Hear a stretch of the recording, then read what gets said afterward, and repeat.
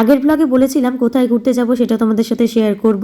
So hello everyone, welcome to my travel series. আজকে কিন্তু নতুন মিনি ব্লগ নিয়ে চলে এসেছি, আর আমরা গেছিলাম শিলিগুড়ির বেঙ্গল সাফারিতে।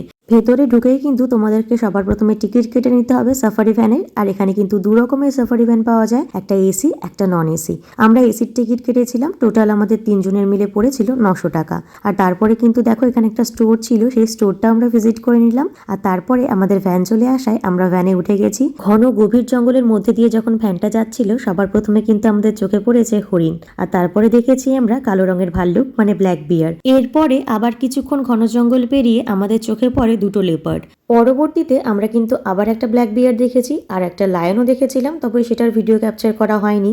এর সাথে কিন্তু আমরা দুটো রয়্যাল বেঙ্গল টাইগারও দেখেছি। আর এখানে কিন্তু আমাদের 1 ঘন্টার ভ্যান সাফারি শেষ। তারপর কিন্তু আমরা শিলিগুড়ি থেকে বাসে করে রওনা দিই পাহাড়ের উদ্দেশ্যে। কোথায় যাচ্ছি সেটা নিয়ে পরবর্তী মিনি ব্লগ আসবে, দেখতে ভুলো না। বাই।